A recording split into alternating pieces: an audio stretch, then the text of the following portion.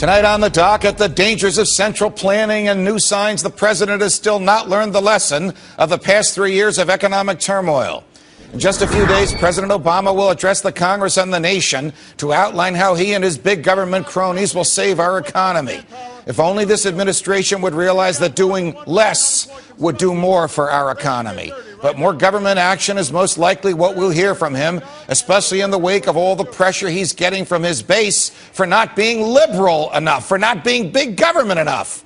From his money printing schemes to his infrastructure banks to attempting to engineer a new age green economy, whatever the president drums up in order to appease his liberal base will most likely hinder, not help, long-term economic growth. He should listen to what the stock market is telling him today after another triple-digit dive.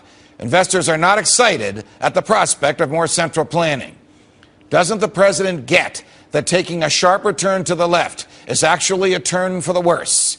Here on that is Texas Republican Congressman and presidential hopeful Ron Paul, who joins us by phone from Clute, Texas. Congressman Paul, it's a pleasure. Welcome back to Freedom Watch. Thank you, Judge. Good to be with you. What would you tell the Congress and the nation on Thursday night if you were the president of the United States in the circumstances in which President Obama now finds himself?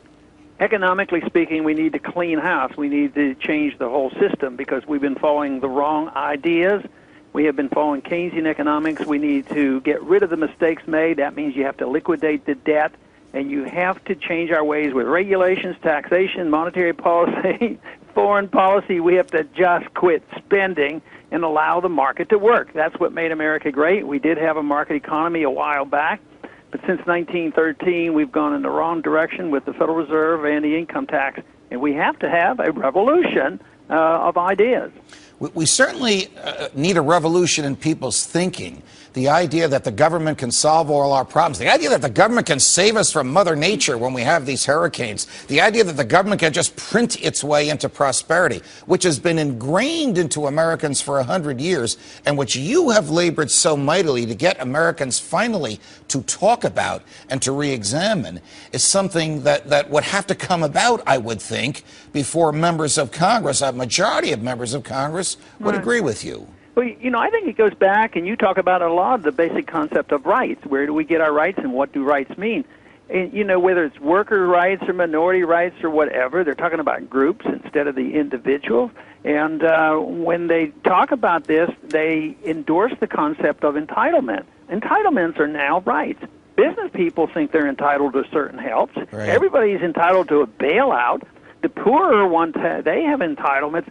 So it's this whole lost notion of what rights are and the responsibility. We want our right to our life and our liberties, and we ought to be able to keep the fruits of our labors. But we sort of have given up on that. We have grown very soft. But unfortunately, you know, we did well by borrowing and printing money, but we're at the end of the road there, and people will have to make a decision on whether they want liberty back or whether they want to just drift further into a totalitarian state. Well, what happens on Thursday night when the president, probably with a little sweetener here and a little sweetener there, basically says he wants to borrow another $1 trillion and spend it on jobs, make work to get people back to work, P.S. before Election Day? Well, I think that just puts another heavy weight on the economy. The weight is the spending and the regulations and the taxation and the requirement of the Fed keep monetizing this debt. So he puts another weight on the economy, and it won't do any good. It's going to just bring down the economy more so because they haven't changed their tune. They have to change their ideas about how an economy grows. How are you feeling? You got another Republican debate coming up Wednesday of this week, tomorrow night. There's one about 2 weeks later on Fox. How's Ron Paul doing in these debates?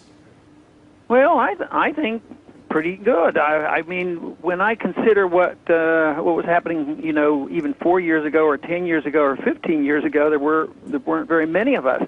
And now, wherever I go, the numbers keep growing, the enthusiasm there, we can raise the money. But I even hear it with some of the other candidates starting to talk about, well, we better check up on this Federal Reserve. Maybe we do need an audit. Maybe we shouldn't let them print all this money.